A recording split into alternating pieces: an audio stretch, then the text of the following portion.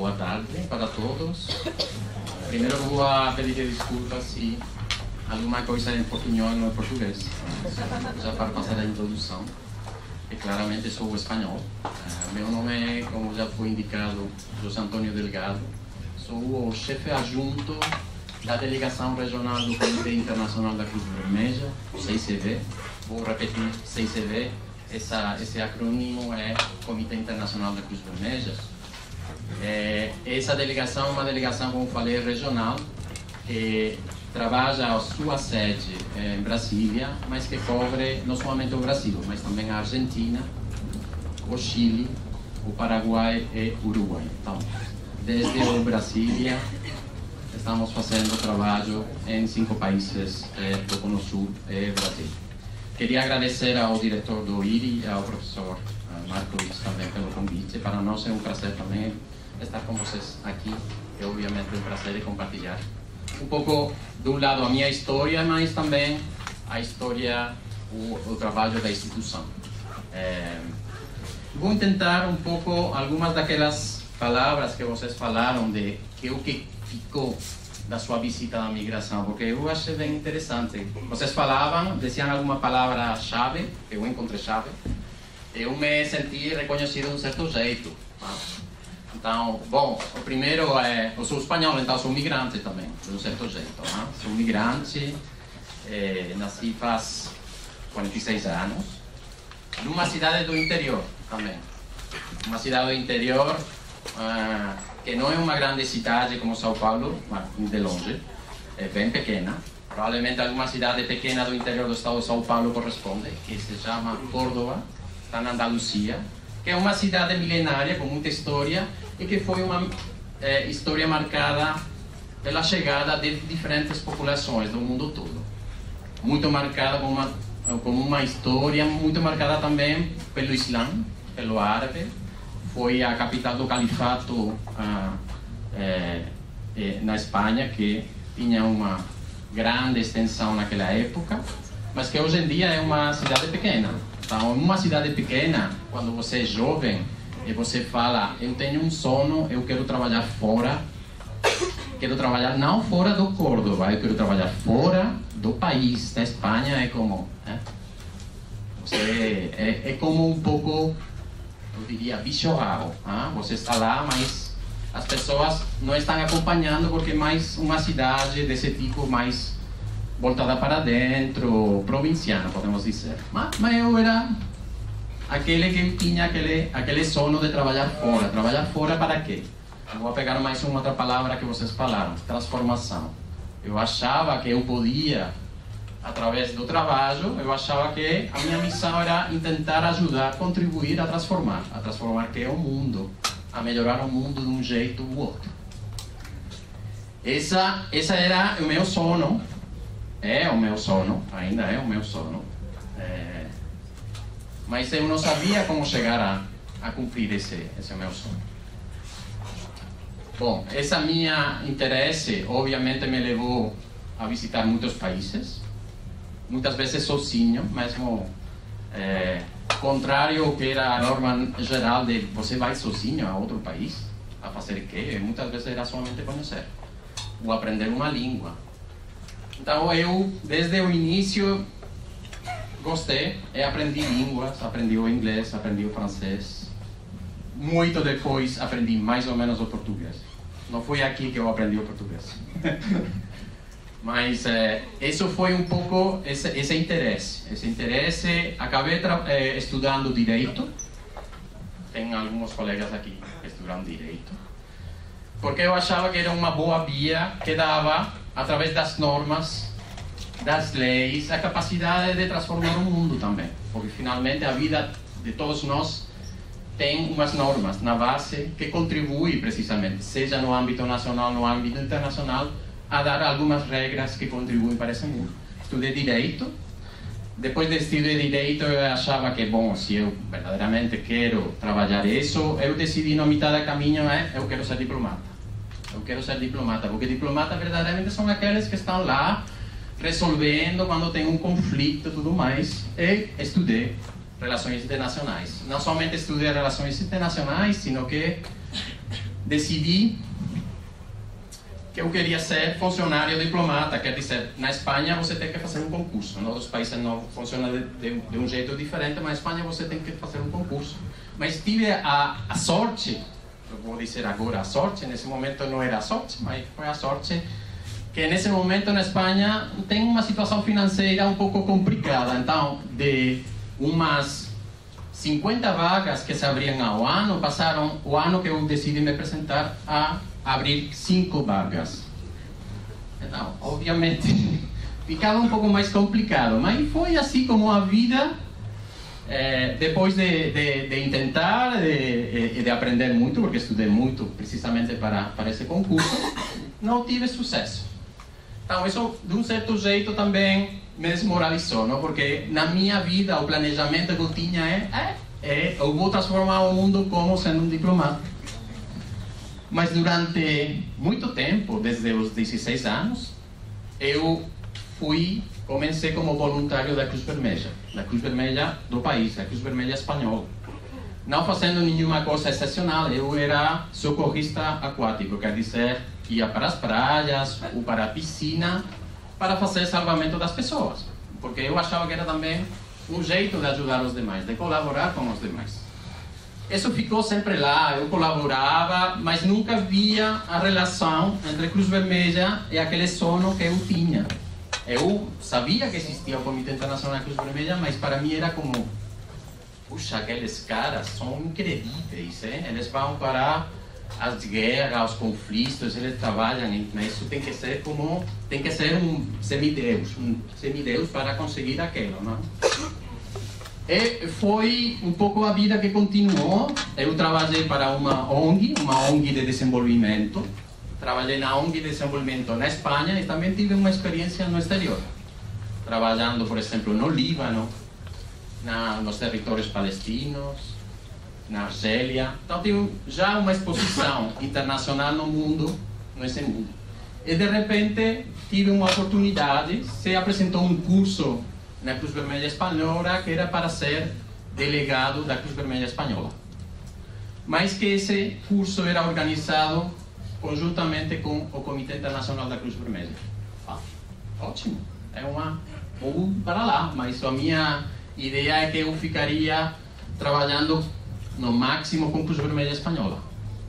Bom, fruto desse curso, foi identificado, foi recrutado, foi selecionado, eles falaram, você tem o perfil para poder ser delegado do Comitê Internacional da Cruz Vermelha. Imagine a minha surpresa também. Eu? Verdadeiramente eu? Sim, você tem. Não é o percurso acadêmico que você tem somente, não é somente a sua experiência que você tem, são aquele que chamamos em inglês, os soft skills que você precisa. Você acredita, você é flexível, você é, de um certo jeito, aventureiro, você arrisca nesse processo. Isso foi o que permitiu também que eles identificaram. Mesmo assim, trabalhei durante um ano com a Cruz Vermelha Espanhola no Moçambique, foi lá a minha primeira contato com o português, trabalhando tanto no desenvolvimento como na resposta humanitária a desastres naturais, como as cheias que afetavam o norte do país. Então, também era uma região já afetada, ou que foi afetada pela guerra civil, pelo conflito armado, e todas as consequências do conflito armado, como eram as minas antipessoais e tudo mais.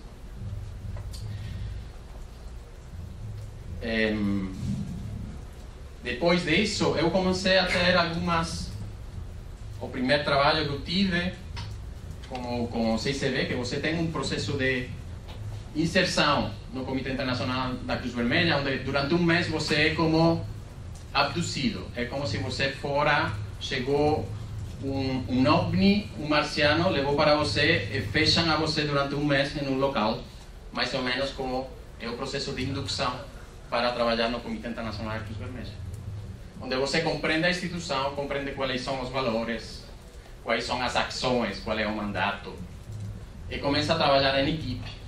Você aprende a encontrar situações complexas, como você resolve e tudo mais. E tive a primeira missão que eu tive foi na Colômbia.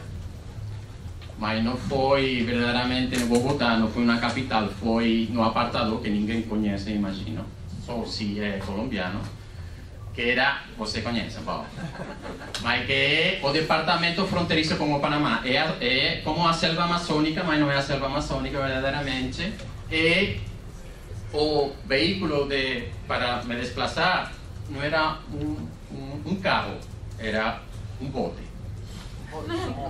Eu passei 1 ano e meio visitando comunidades, respondendo às consequências humanitárias do Amazonas, uma área conflagrada, com condições de vida muito difíceis. Você obviamente não tem um hotel lá, você dorme onde pode, uma escola, uma igreja, ou a casa que alguém cede para você, e tendo uma experiência que eu vou explicar depois, através das ações que você faz, mas que vai desde ter um diálogo com os atores armados presentes lá, a ajudar as pessoas. Vocês falaram muito das pessoas, das histórias das pessoas. Finalmente, o que mobiliza todo o trabalho que o Comitê Internacional da Cruz Vermelha está em torno à dignidade humana. E a dignidade humana é um elemento que está em torno à pessoa. Então, todo o trabalho que é feito durante esse ano e meio foi como eu falei: puxa, eles estão pagando para fazer isso é como o meu sonho. Ficou aqui, isso é o que tem que fazer. E a partir de lá, tive outras exposições, fui responsável de a coordenação de todos os programas do Comitê Internacional da Cruz Vermelha, por exemplo, na Colômbia. Fui chefe de uma estrutura pequena no Burundi, na África Central, abrindo zonas ou áreas que foram fechadas anteriormente por ter um incidente de segurança. Quer dizer, na época, 2 anos antes de eu chegar para essa área foi fechada por conta de dificuldades no acesso. Dificuldades no acesso que levaram mesmo a ter um incidente de segurança. Então, o meu papel era voltar e abrir o espaço humanitário para poder trabalhar nessa área. Então, isso, progressivamente, eu fui crescendo mesmo muito rápido dentro da instituição. Mas tive um assunto pessoal que eu acho que eu vou compartilhar com vocês. Não é nenhum segredo, mas eu acho que é um elemento personal que talvez ajuda vocês também nesse pensamento que imagino que todos vocês estão na sua, qual vai sendo a carreira profissional, né?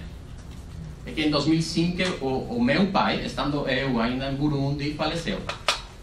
Isso marcou muito para mim, no sentido de que, bom, eles estavam oferecendo para mim uma posição muito boa, já. Eles estavam oferecendo chefe de missão, que é chefe de uma estrutura num país.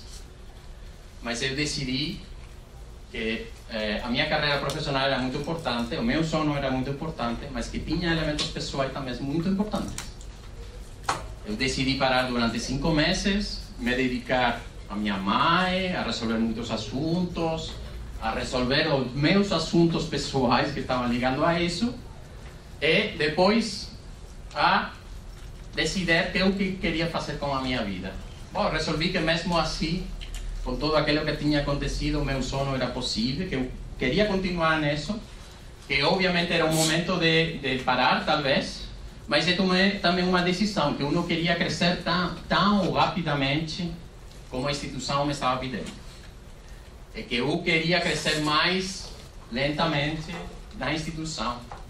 E para isso eu tomei uma decisão. Eu não falei ainda que eu estou casado, não, mas estou casado. Tá. Mas já conheci a minha esposa nessa época, que é colombiana, então também é imigrante nesse sentido. Nós temos uma família multicultural, multinacional.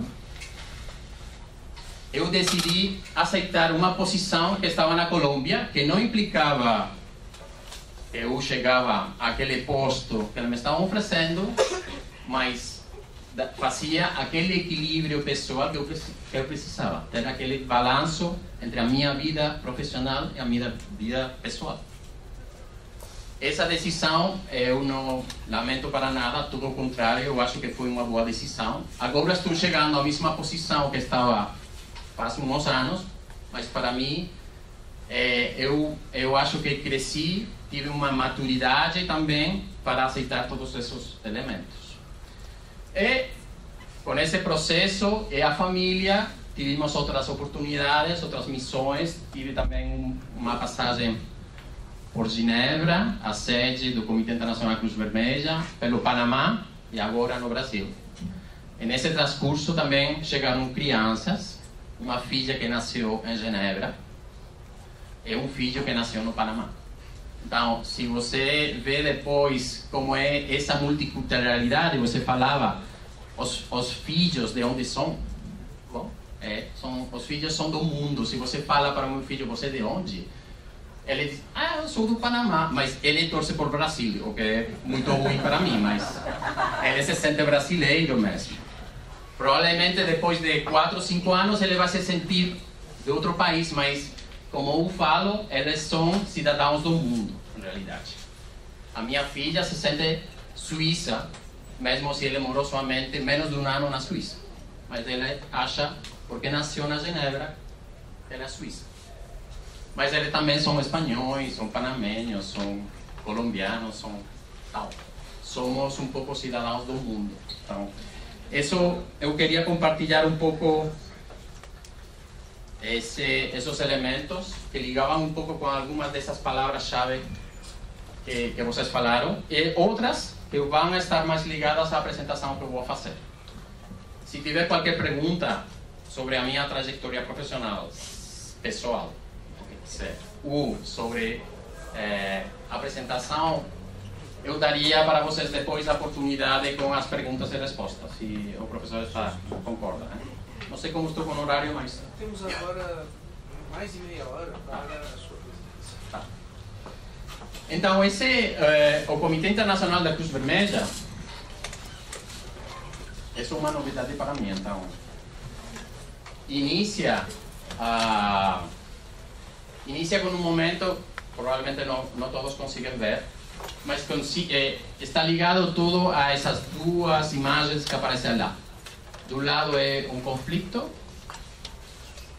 numa localidade do norte da Itália, Solferino. É um senhor como eu, no seu tempo, tive também um sono. Mas esse sono apareceu de repente, quando ele foi testemunha do que aconteceu no campo de batalha de Solferino, entre os exércitos da França, da Áustria e da Itália. Quando viu não somente o horror da guerra, mas as consequências de soldados feridos que não eram atendidos. Quando viu que não tinha nenhum sistema para ajudar essas pessoas, e que elas moriam no campo da batalha, ele teve precisamente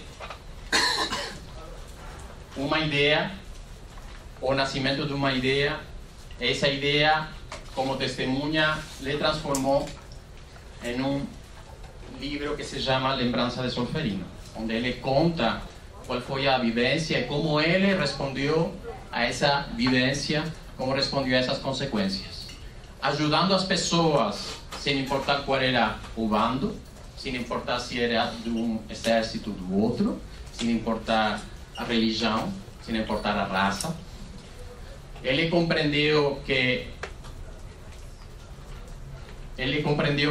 tinha outras necessidades que não só estavam ligadas com a saúde,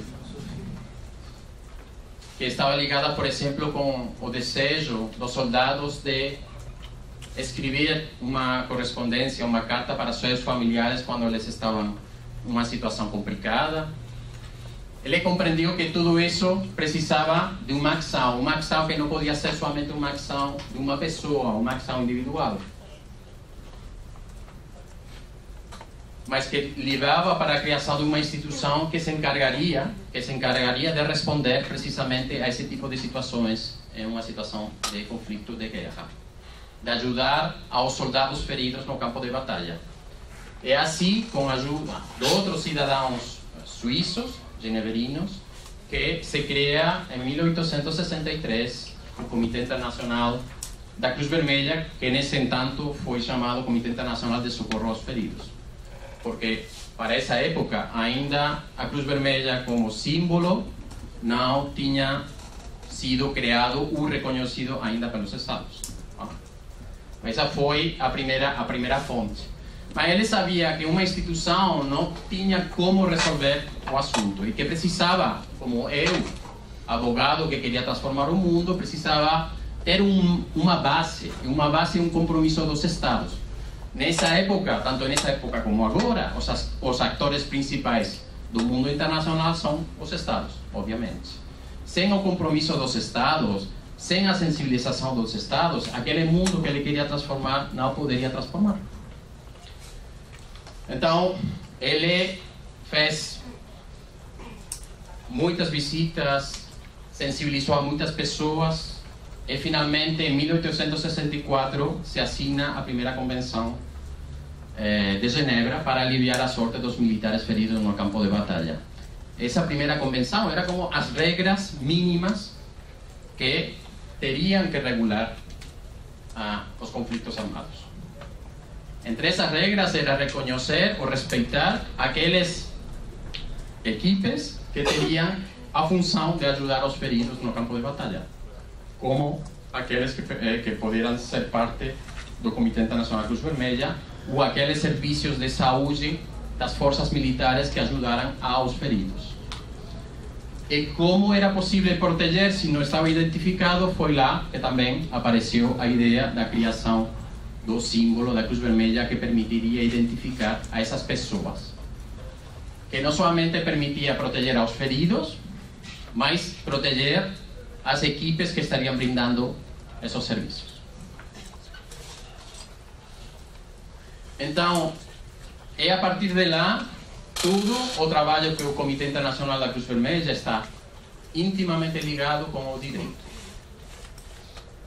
Porque, por um lado, tem uma base que é a ação, que é a resposta, que é a operação, responder às consequências humanitárias, brindar proteção e assistência, mas, ao mesmo tempo, é criar elementos jurídicos, legais, mobilizar aos Estados, a todos os atores, para que essa situação que já é terrível, que são os conflitos armados ou a situação de violência, tenha um mínimo de humanidade, tenha um mínimo de regras que sejam respeitadas por todos. Então, o tempo todo, desde a sua criação, faz mais de 153 anos já, está ligado com esses dois mundos. Mas nesse momento, nessa primeira convenção, um dos elementos-chave foi, para vocês compreender, foi que o comitê não nasceu sozinho. Se eu falo ou pergunto para vocês ao início dessa palestra, eu pergunto o que é Cruz Vermelha, provavelmente muitos vão falar, Cruz Vermelha é os hospitais, ou Cruz Vermelha é primeiros socorros, ou... Por quê? Mas Cruz Vermelha é um movimento, então, quer dizer, não é uma organização única, mas é um movimento, é uma rede humanitária que tem 3 componentes no mundo. O primeiro que eu falei, que é o Comitê Internacional da Cruz Vermelha, que tem o seu fim ligado sempre aos conflitos armados. Eu vou desenvolver muito mais, e com as situações de violência. Mas você tem em cada país, isso foi parte daquele compromisso que os Estados assinaram em 1864, era de criar um comitê nacional que seria aquele que vai ajudar aos soldados do seu país, as pessoas feridas no seu país. Hoje, a partir de lá, foram criadas sociedades nacionais, cruzes vermelhas de cada país, como nesse caso é a Cruz Vermelha brasileira, ou a Cruz Vermelha espanhola, a Cruz Vermelha argentina.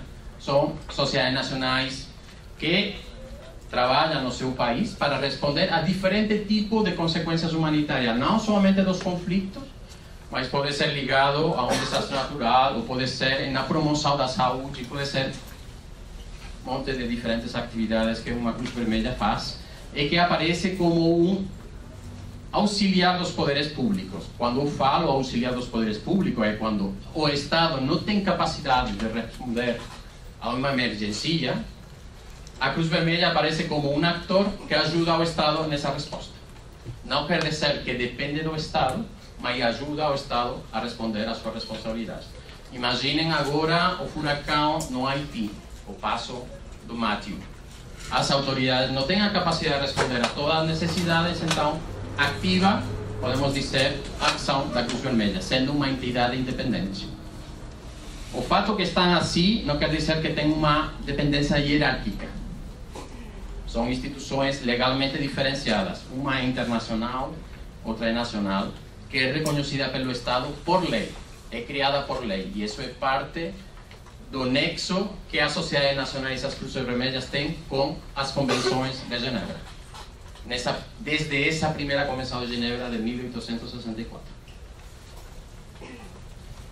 Essas sociedades nacionais foram crescendo.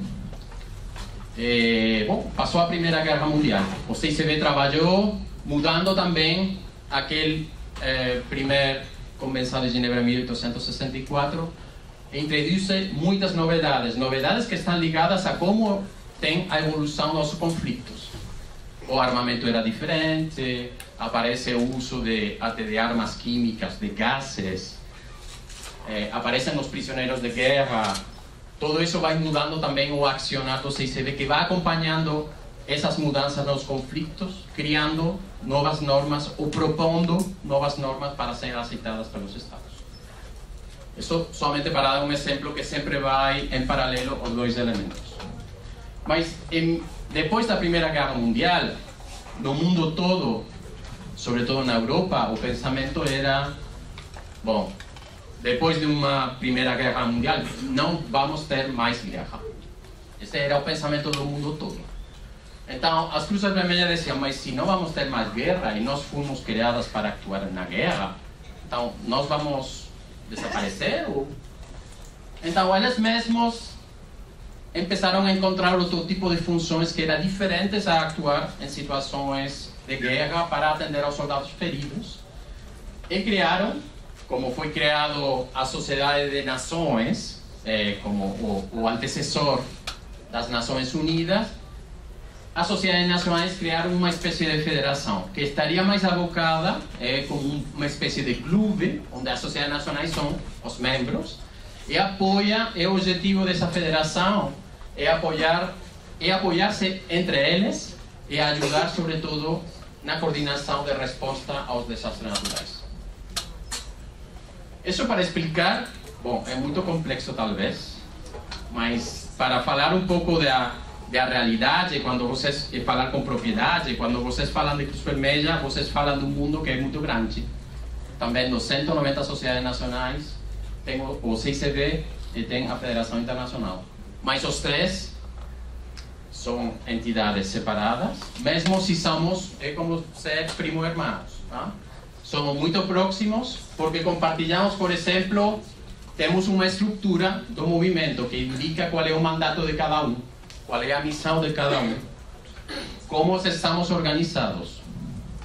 Temos um elemento muito interessante que nenhuma outra organização ou rede humanitária tem, como seria, cada 4 anos temos o que nós chamamos a Conferência Internacional, onde todo o movimento internacional da Cruz Vermelha, mais todos os estados signatários das convenções de Genebra, se reúnem para discutir assuntos humanitários. Não é para discutir da política, é para discutir de assuntos humanitários. Exemplo, a migração. Qual vai ser a resposta frente à problemática ou desafios como a migração? Qual vai ser o desenvolvimento que o direito internacional humanitário, o DIH, precisa ter? Esses são os espaços onde organizações que são privadas têm a capacidade de interlocutar de igual a igual com os Estados, com uma visão exclusivamente humanitária. Então, compartilhamos uma estrutura, compartilhamos uns princípios, que é o que marca o accionar do movimento internacional da Cruz Vermelha. A humanidade, que é o que marca é porque nós estamos aqui, para assistir as pessoas, proteger e assistir as pessoas.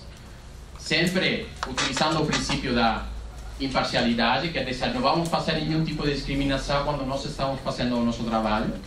Se vamos a fazer uma discriminação, vai ser positiva em favor daquele que mais precisa dessa ajuda. E lo vamos fazer sempre cumprindo com os princípios da neutralidade e da independência. A neutralidade é que você não toma partido, não somente durante o conflito, apoiando uma parte ou outra, nem sequer nas discussões políticas que podem acontecer no país. Isso é um trabalho que é bem complicado, mas sem essa neutralidade, a possibilidade de ter acesso aos locais onde temos acesso seria impossível. está marcado pela independência, quer dizer, a coordenação com as autoridades é óbvia, tem que ter, mas sempre tendo a capacidade de decidir por nós mesmos quais são as prioridades humanitárias e qual é a resposta que nós vamos brindar frente a essa situação humanitária. Então, esses princípios são compartilhados também entre esses movimentos e, obviamente, o emblema que também é compartilhado entre os diferentes componentes do movimento. Bom, vamos entrar mais concretamente para o que é o Comitê Internacional da Cruz Vermelha. Qual é o nosso mandato? O nosso mandato, como eu falei, está centrado nos conflitos armados e também em outras situações de violência. Essas outras situações de violência são situações de violência que não alcançam ter o volume ou a virulência necessária para ser considerado um conflito armado, mas que tem muitas consequências humanitárias para a população. E nesse sentido, o objetivo, o mandato do CICV é proteger a vida e a dignidade das vítimas de conflito armado e outras situações de violência e tomar iniciativas humanitárias. Agora vou desenvolver um pouco mais isso. Promover o respeito do direito internacional humanitário e a sua implementação na legislação nacional do país. Quer dizer, o CICV não vai trabalhar somente sobre a resposta, como eu falei, não vai trabalhar somente sobre a parte da legislação que vai tentar dar uma resposta holística às, vamos dizer, as causas, não da guerra, mas as causas dos comportamentos que geram consequências humanitárias, e vai trabalhar também sobre as consequências humanitárias dos conflitos armados e as consequências humanitárias de outras situações de violência. Como? Promovendo o desenvolvimento do direito internacional humanitário, selando porque esse seja aplicado e respondendo a essas consequências. Mas essa organização é uma organização que tem a sua especificidade, a sua peculiaridade. Primeiro, é uma organização privada. Então, nós estamos falando de fato, juridicamente, vocês tiveram já vários palestrantes, por exemplo, da Agência das Nações Unidas, que de fato são organismos internacionais, porque é o fruto do acordo dos Estados para criar uma organização internacional. Então, representa, de um certo jeito, a vontade dos Estados. Nesse caso, não. Vocês viram o início. Foi a iniciativa de 5 cidadãos suíços de criar uma organização. Nessa época seria conhecida como uma ONG. Se leváramos para esse momento, seria como uma ONG, constituída de acordo com o Código Civil Suíço, como poderia ser o mesmo aqui no Brasil. Mas tem uma peculiaridade que ela transforma em uma coisa diferente.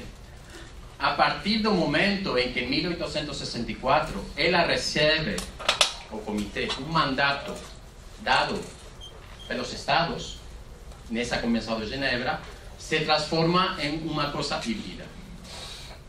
Se transforma em uma organização privada, sim, mas que tem um mandato internacional reconhecido pelos Estados. Então, se transforma, em certo jeito, também em uma organização internacional. Por que isso é importante? Porque é importante a neutralidade, porque é importante a independência. Vocês imaginam qualquer situação do conflito armado? Para você garantir verdadeiramente o acesso a todas as pessoas que o precisam, você tem que ter a capacidade de não se influenciar por a leitura política, militar ou de outro tipo que existe. É ter somente um foco que é exclusivamente humanitário. Nesse mundo, depois vamos ver nos desafios, isso fica cada vez mais difícil, porque para todo mundo você tem que estar ou acá, mas não pode estar no meio. Então, você tem que se decidir, vai estar contra isso, e a posição sempre é, nós estamos a favor da dignidade humana. Não estou a favor de uma posição de que você tem mais direito que o outro. Eu não estou a favor de que esse partido é melhor que o outro, nem que o bando está fazendo o bem e outro é considerado um terrorista. Não entramos nesse tipo de discussões. Mas para cumprir o mandato, se não tivéssemos essa capacidade, seria muito difícil, porque os Estados teriam a capacidade de influenciar sobre as decisões exclusivamente humanitárias que o Comitê Internacional Cruz Vermelha tem que tomar. Então, em todo momento, um dos elementos que muitas vezes geram conflito entre as pessoas que falam da neutralidade como uma posição de indiferença, não é uma posição de diferença, depois vou explicar por que não é uma posição de diferença. É uma posição de indiferença frente às diferentes discussões políticas, militares, econômicas, sociais. Mas não tem uma indiferença humanitária frente ao que está acontecendo. Então, é somente para identificar que essa particularidade é uma força sem a qual o trabalho que o Comitê Internacional Cruz Vermelha não poderia fazer.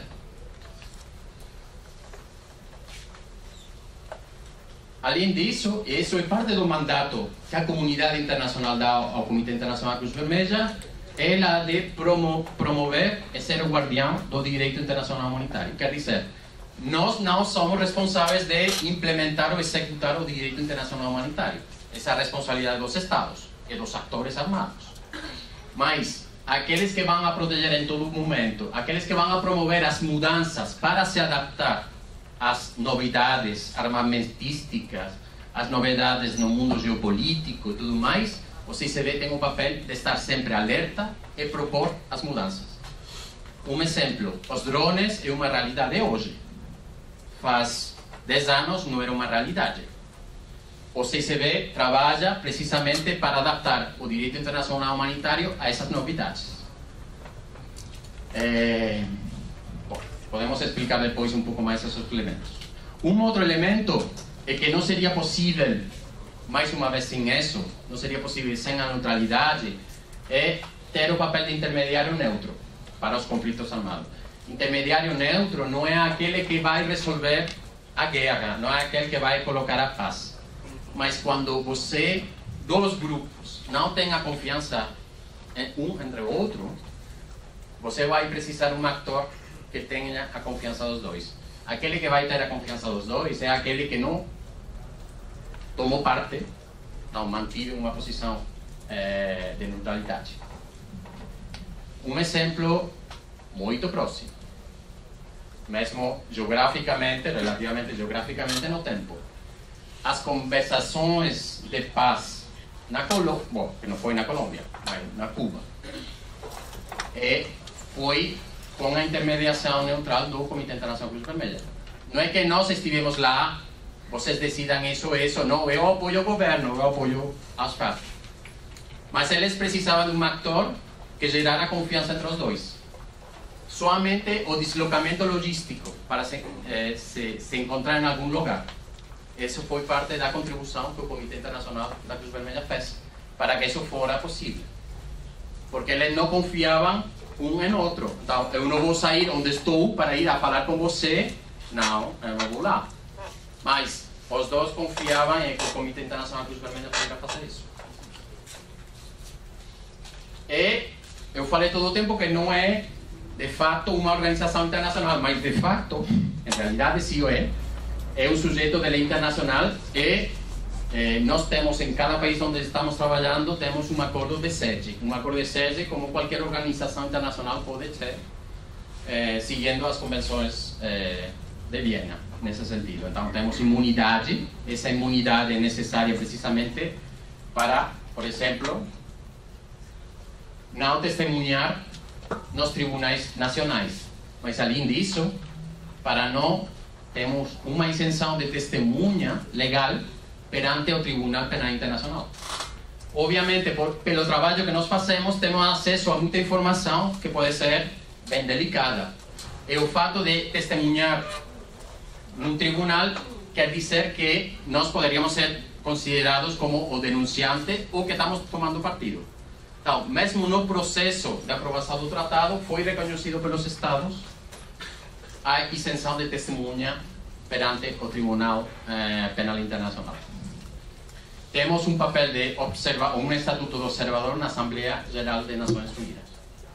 Então, para que fique claro, é um híbrido, é raro, mas não é Nações Unidas, não é per se, não estamos criados por estados, estamos criados por pessoas cis, mas temos um mandato internacional como as Nações Unidas.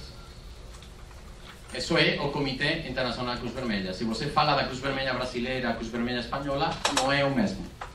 É algo diferente que tem mais um âmbito de atuação no país mesmo. Essa isenção, ela é uma proibição? Ah? Isenção é uma proibição ou é uma isenção? Como é que funciona? Se é uma proibição, vocês são proibidos de ser testemunhas ou vocês são isentos de ser testemunhas? Somos isentos, sim. Não é proibidos. Você pode ter opção de...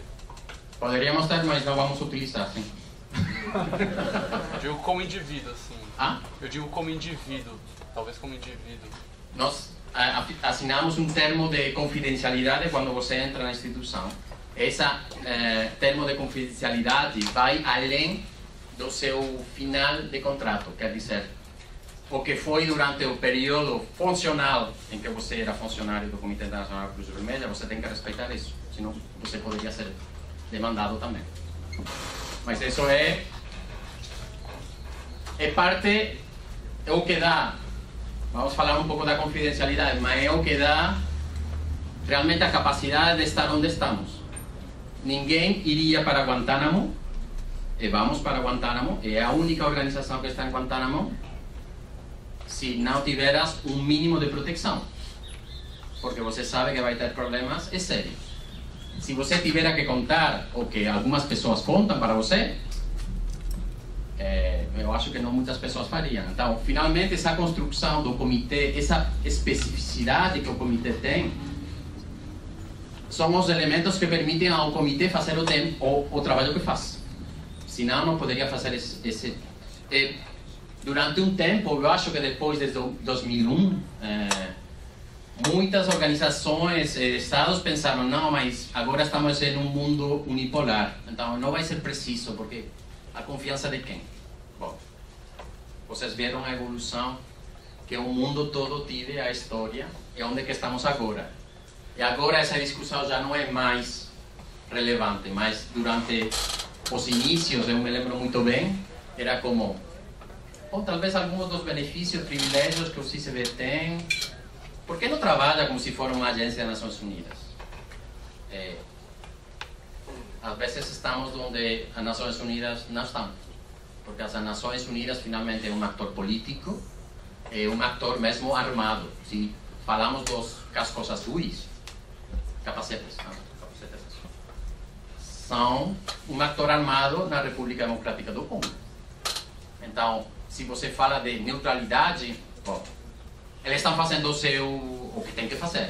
Para nós é claro isso, mas não é considerado um ator neutro. E se você não é um ator neutro, você não tem acesso a certas regiões. Essas regiões não somente têm atores armados, tem população civil. E finalmente que é aquela que está sofrendo as consequências do conflito. Então, tudo isso tem umas bases legais, não é assim. Esse mandato está reconhecido nas convenções de Genebra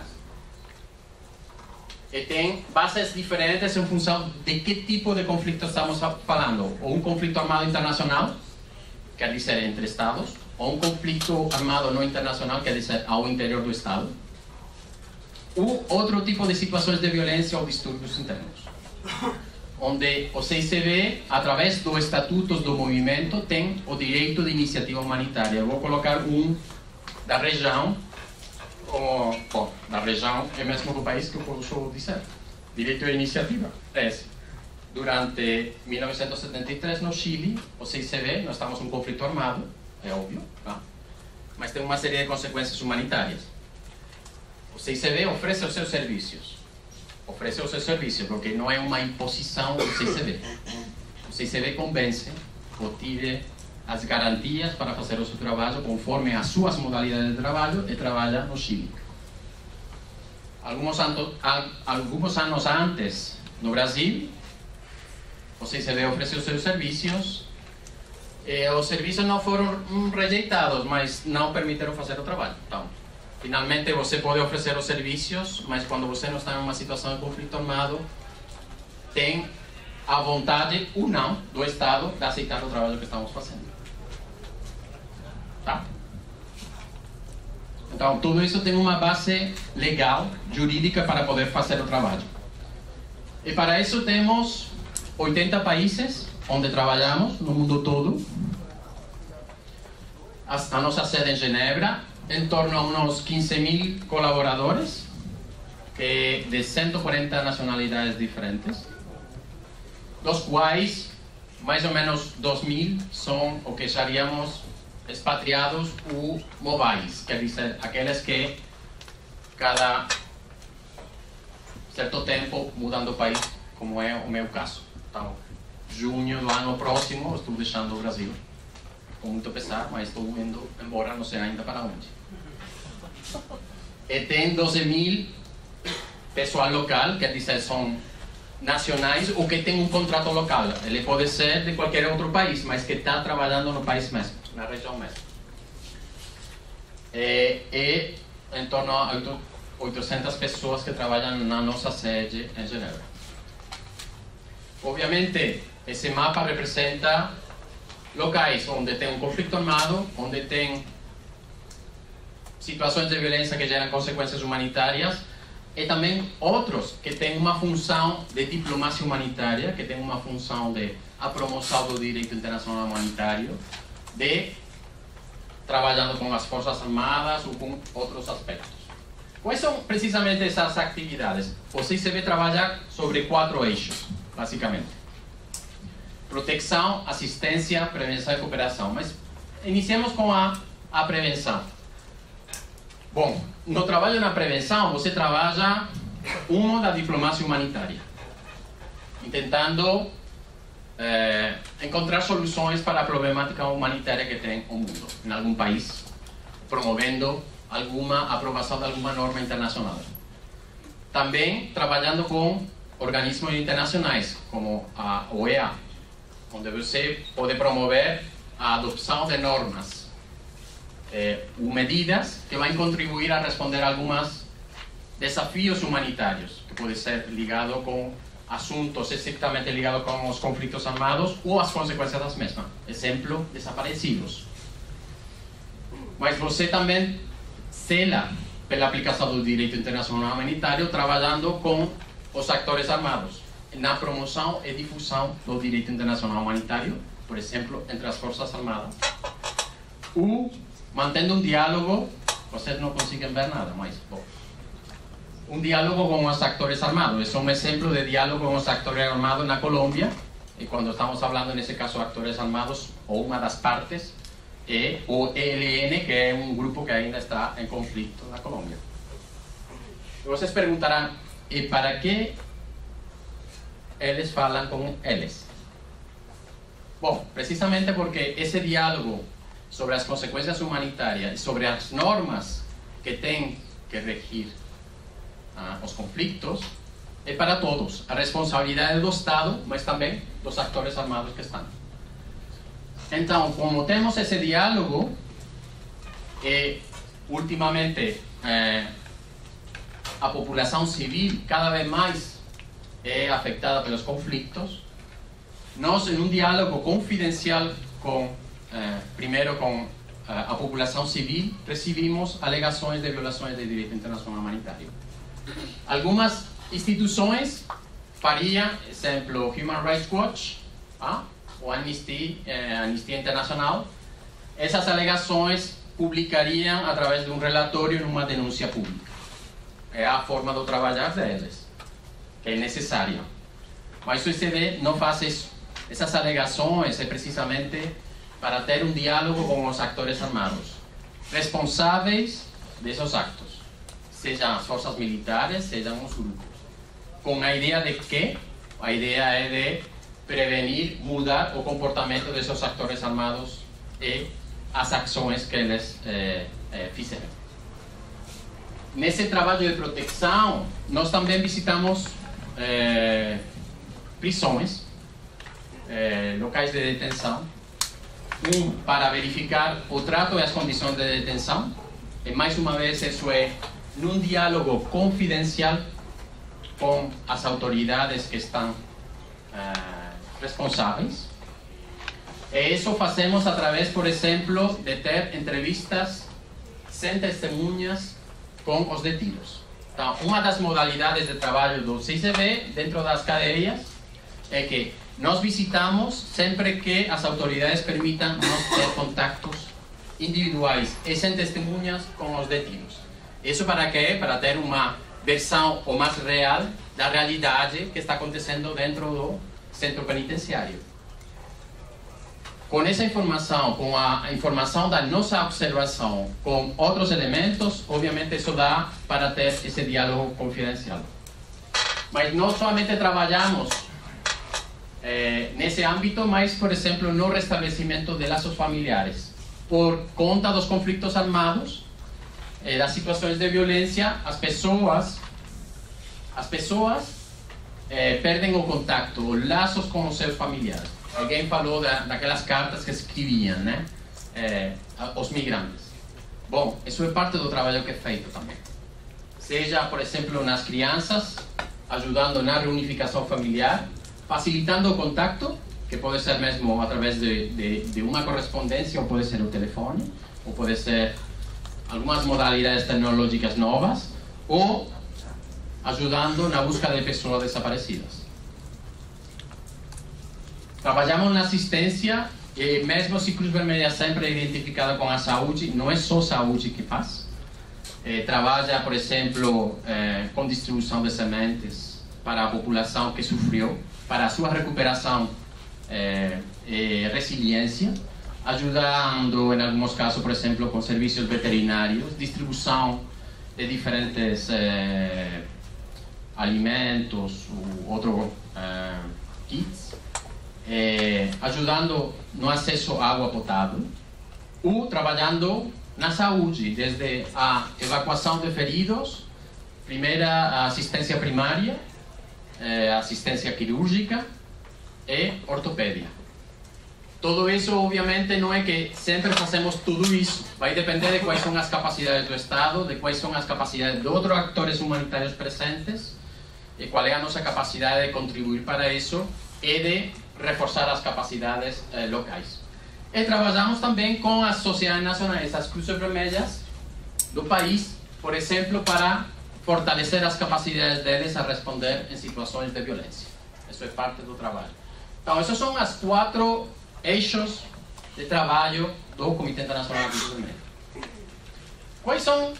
Obviamente, estamos trabalhando em conflito armado. Obviamente, os desafios vão estar ligados aos conflitos e às mudanças com os conflitos armados. Nos últimos, podemos dizer, 10 anos, ou mesmo 15 anos, os conflitos mudaram para ser conflitos menos ideológicos. Não quer dizer que não sejam, que antes eram mais conflitos armados que agora, é somente que tem menos ideologia. Isso também é um fator de desafio para a ação, para trabalhar em um contexto de conflito. Tem diversidade de conflitos armados com níveis tecnológicos muito avançados, por exemplo, os drones, onde você tem uma guerra assimétrica muito clara, ou outros com muita baixa tecnologia, onde mesmo você tem confrontações entre comunidades, por exemplo, Tutsi e Hutu, que utilizam zero tecnologia, somente um machete. Tá? Tem correntes predominantes que conduzem a grandes confrontos. O que podemos ser post-9/11, 11 de setembro, a Primavera Árabe e, mais recentemente, a influência do grupo Estado Islâmico, que também está gerando, mesmo porque é quase uma contraforça com o que foi antes o ator principal no mundo islâmico, podemos dizer, armado, Al-Qaeda. Os tipos também variam. Estamos agora em conflitos basicamente nacionais, que acontecem ao interior dos países. Muito rara vez temos conflitos armados internacionais, que era a norma, podemos dizer, até praticamente a Segunda Guerra Mundial. Essa era a norma. Os civis, cada vez mais, são alvos dos confrontos diretos entre os grupos. Às vezes, esos ataques acontecen en áreas densamente populosas, donde tem muita população, em núcleos urbanos. E tem outra dimensão interessante ou importante, é que em alguns países, isso sobretudo, mas não exclusivamente, afeta muito a América Latina, você tem uma violência ligada ao crime transnacional, tem uma violência ligada às gangues, que gera muitas consequências humanitárias. O número de homicídios, por exemplo, na América Central, em alguns casos é muito mais elevado que as consequências, podemos dizer, em número de mortes, estou falando somente de mortes, mas em número de mortes em alguns conflitos no mundo todo. Então, é uma novidade para a qual é um desafio, obviamente, para uma instituição que trabalha nesse tipo de contexto. Também a duração dos conflitos. Antes, os conflitos, podemos dizer, eram de uma duração relativamente meia, mas cada vez mais temos conflitos prolongados. Isso tem também uma série de desafios em termos de recursos, em termos de a capacidade do Estado onde acontece o conflito de responder às necessidades humanitárias ou de oferecer os serviços básicos mínimos. E o que vimos ultimamente é um aumento também do desrespeito pelos princípios mais fundamentais de humanidade nos conflitos armados. Não comportamentos que todos vocês viram na condução da hostilidade, sobretudo, eu acho que o mais publicitado seja o acontecido na Síria ou no Iraque, provavelmente. Bom, tudo isso estamos em um mundo com uma transformação no panorama internacional. Isso não é uma novidade de agora, mas está em permanente mudança, onde muitos poderes com influências globais, narrativas diferentes, não é somente uma história que é contada, são muitas histórias que são contadas desde focos diferentes, mesmo se nós, desde a nossa realidade, talvez temos acesso a uma parte da história e não a totalidade, mas em torno a um conflito você hoje encontra muitas narrativas. Não é o efeito CNN que aconteceu onde você tinha uma narrativa só. Agora você tem narrativas de diferentes ângulos, de todo no mundo globalizado, é um elemento também a considerar. Bom, cada vez mais temos crises de grande escala, com múltiplos deslocamentos. Falavam da migração, os efeitos do conflito sírio em termos da migração, eu acho que todo mundo conhece, obviamente isso é elementos ou desafios para nós. Então, nessa transformação, os atores também mudam. Os estados querem ter um ator humanitário mais nacional, que eles possam controlar mais, de certo sentido, que tenha mais e ao mesmo tempo tem um crescimento da diversidade dos atores humanitários. Quer dizer, as empresas agora, por exemplo, às vezes trabalham no mundo humanitário. Os militares trabalham no mundo humanitário. Então, tem uma multiplicidade de atores que também é um tipo de desafio. Ao mesmo tempo, mais atores, mais fragmentado, mais difícil a coordenação humanitária, mas não quer dizer que tem mais acesso a locais onde a necessidade de presença de atores humanitários é necessária. Tem mais atores, mas tem dificuldades para ter acesso a locais na Líbia, Somália, o norte do Mali, o Lago Chad, a Síria. Todo mundo escuta a Síria, mas norte de Mali eu acho que ninguém está acompanhando. A Líbia foi conhecida durante um tempo, todo mundo esqueceu. E pode você ter um crescimento grande dos atores, mas os atores se concentram nos locais onde a mídia está mais presente. E onde o acesso pode ser mais ou menos difícil, mais ou menos fácil. E outro elemento importante é a influência do beneficiário e da mídia social. A capacidade da mídia social de influenciar sobre as decisões, sejam políticas dos estados, mas também sobre a ajuda humanitária. Então, em termos dos desafios, bom, os desafios estão ligados a todos esses elementos que eu mencionei antes. ligados a uma organização que você pode imaginar, 153 anos de história, não é tão fácil de estar em mudança permanente, né? De ter essa motivação de mudar para responder às consequências humanitárias e responder ou proteger a dignidade humana. O desafio é ser relevante o tempo todo em qualquer tipo de conflito. Isso leva, por exemplo, a ter mais nacionalidades dentro do CICB. Não contar somente com a nacionalidade, que pode ser mais suíça. Até 1997, o CICB somente tinha suíços. Quando eu entrei no Comitê Internacional Cruz Vermelha, 4 anos depois, eu acho que era espanhóis, eu acho que era quarto ou quinto que entrou no comitê. Agora temos um monte de nacionalidades e estamos procurando brasileiros. Então, todos interessados, falem com a Patrícia. Mas é verdade, para ficar relevante, precisamos não somente ter uma visão, é a visão que cada um de vocês tem desde o Brasil, traz uma diferença também para cumprir com o mandato que o Comitê Internacional Cruz Vermelha tem. Isso implica também, essa relevância implica também proximidade. Nós não trabalhamos com o remote control, né? Porque para verdadeiramente saber o que está acontecendo num país, você tem que estar lá. Para saber o que está acontecendo naquela comunidade, você tem que estar lá. E nosso trabalho, é por isso que trabalhamos desse jeito independente também, mas sempre pensando na humanidade, na imparcialidade. Não vamos aceitar que alguém fale: está acontecendo tal coisa em Alepo. Tudo bem, mas eu vou ver como instituição. Eu não, mas meus colegas lá, sim. Nesse sentido que isso é o que permite verdadeiramente ser relevante, é escutar as pessoas. Alguém falou das pessoas, dos migrantes. Sem essa proximidade, você vê o macro. Mas o que faz a diferença é essa relação pessoal. Conhecer, escutar as pessoas. Isso é o que faz mudar, transformar tudo. E tudo isso não pode ser possível nesse mundo polarizado quando você não é reconhecido, não é aceitado por todos. E para isso precisamos manter um diálogo com todas as partes. Quando falo de todas as partes, é com todas as partes.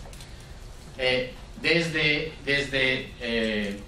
9/11, por exemplo, o CICB tinha desenvolvido capacidades para trabalhar, obviamente, no âmbito da cultura islâmica. Mas verdadeiramente desenvolvimos a nossa rede de contactos no mundo islâmico porque precisávamos compreender muito melhor como era. Essa aproximação também ajuda a ter uma aceitação, ajuda a ter acesso às pessoas para poder ajudar. Sem os quais, um desafio, é óbvio, é a segurança. E sem a segurança não temos acesso. Então, agora temos acesso a locais. Exemplo, Crimeia. Todo mundo fala da Ucrânia, mas Crimeia é um dos exemplos onde nenhuma organização tem acesso, só o Comitê Internacional Cruz Vermelha. Ou falamos do Guantánamo, por colocar. Mas outros onde poucas organizações, muito poucas organizações, não é suficiente, tem pouco acesso. Então, para nós é um desafio manter esse acesso a todos os locais, porque essa é a única forma de cumprir o nosso mandato. E recursos para conflitos prolongados, porque os fundos vêm seja para ação humanitária ou seja para desenvolvimento, mas ainda os Estados não reconheceram que estamos em uma situação onde você tem que combinar a ação humanitária, a urgência, a emergência, com o desenvolvimento ao mesmo tempo. E, sobretudo, isso é parte do grande foco do nosso trabalho, de nosso diálogo com as autoridades e organismos internacionais, é a preservação da força do DIH.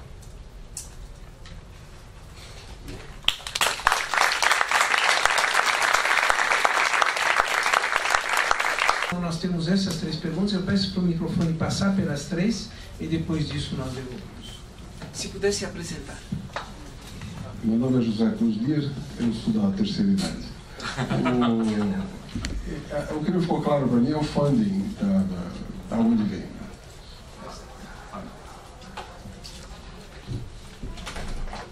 Eu sou o Vitor, da Ciências Sociais da USP, e eu gostaria de saber sobre o que ocorreu em Galé, se a Cruz Vermelha já tem um plano. Onde? Em Galé, lá no... Galé? Lá na França, aquele... Calais. Aquele centro de refugiados, quase que foi desmobilizado agora, depois. Sim. Lá no fundo.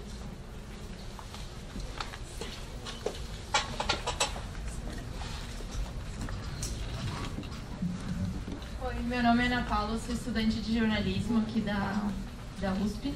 E o senhor falou sobre termos de confidencialidade que os funcionários devem assinar.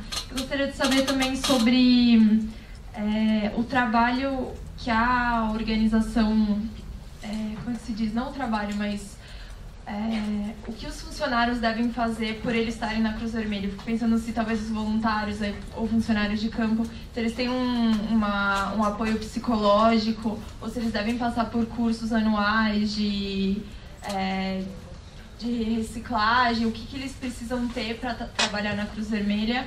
Talvez até as pessoas que vão nas prisões, elas precisam ter uma técnica de comunicação. Como que isso é trabalhado? Nós vamos encerrar às 7, portanto temos 5 minutos. Bom, começo por funding. Então, a maioria, bom, são todas doações voluntárias, mas a maioria das doações voluntárias vem dos estados, quer dizer, em torno a 80% das doações são doações dos estados. Mas são doações que não são doações condicionadas, quer dizer, eles não vão marcar exatamente o que nós vamos fazer, porque senão perderíamos, obviamente, a nossa independência, a nossa neutralidade. É por isso que falei, as contribuições vêm majoritariamente dos estados, um pouco das empresas ou fundações e um pouco da parte privada. De fato, Cristiano, que está aqui, e também estamos nessa fase para manter também um maior equilíbrio financeiro e ter uma maior independência, estamos num processo, numa campanha no Brasil para doações que seriam de indivíduos, de pessoas individuais, porque isso vai ajudar também a manter a ação humanitária, a manter uma ação humanitária neutral e independente. No material que vai ser distribuído, você vai encontrar não somente informação sobre como trabalhar para o CICB, mas também vai ter informação sobre precisamente essa campanha de arrecadação de fundos que está ligada a essa mudança. É uma relativa novidade para o CICB, mas aquelas emergências cada vez mais grandes, a presença de menos organizações, apesar de ter mais organizações, ter menos organizações presentes lá onde é preciso, levou a uma situação financeira complicada, porque as necessidades são muito grandes, os nossos recursos não acompanham essa necessidade. Então, estamos nessa busca, um pouco, procura dessa diversificação e crescimento para ter maior capacidade financeira. Calais, no caso do Calais, é uma ação, provavelmente você viu a Cruz Vermelha, mas nesse caso é a Cruz Vermelha francesa que acompanhou o processo. Nesse caso, obviamente, é uma ação que é exclusivamente humanitária. Nem apoia, nem promove como dizer, a terminação desse campamento, a desmobilização desse campamento, mas obviamente isso traz algumas consequências para os migrantes que estavam morando lá. Então tem um processo de acompanhamento, mas que é feito basicamente pela Cruz Vermelha francesa, ou seja, é a Sociedade Nacional, a Cruz Vermelha local que está respondendo a essas necessidades. Mas sempre nós, em termos da migração, já que visitaram o museu, a posição é muito clara.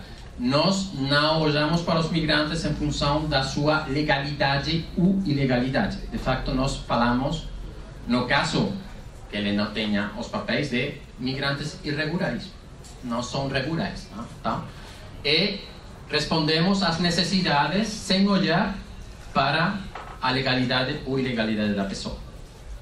Então, somente para dar um olhar de como é o nosso foco, que é, mais uma vez, exclusivamente humanitário. Não entramos na política, mas responder às consequências humanitárias, nesse caso, dessa população. E o último mas é o processo de capacitação, formação permanente do delegado. Bom, tem muitos elementos que eu diria de coaching. Tem muitos elementos de coaching. É o seu colega que conta para você como poder fazer. Você tem, podemos dizer, uma variedade de cursos institucionais que respondem um pouco às necessidades profissionais que o delegado tem. Você desenvolve, podemos dizer, entrega alguma informação e competência no âmbito da detenção, mas, em realidade, o momento que você aprende é quando você começa a fazer. É a primeira vez que você faz, não faz sozinho, obviamente. Tem esse coaching em que você é acompanhado por uma pessoa experimentada que vai acompanhar esse processo. Existem espaços para o debriefing, existem mecanismos para o debriefing das pessoas. Em alguns, por exemplo, por colocar, mas isso é muito normal nas organizações que trabalham nesses contextos, mas em países como a Somália ou Síria, qualquer desses, o Sudão do Sul, você tem, depois de um período de tempo, tem que passar uma semana fora do país, como rest and relief, como para, sim? Você se recupera para depois voltar a fazer o trabalho. Tem vários mecanismos que estão ligados a isso e tem um processo que é de formação permanente, em termos de segurança, mas eu diria que o elemento essencial é o trabalho na equipe, é o coaching, é aquele que está com você ajudando também no processo. Tem muito de hardware que entrega para você em termos de informação, mas a forma verdadeiramente de levar isso para em frente, sempre tem todas as dúvidas do desafio de fazer, por exemplo, a primeira entrevista a um detido. Isso a primeira vez, você está ao lado da pessoa que já fez muitas visitas e que já conhece como é que é esse processo.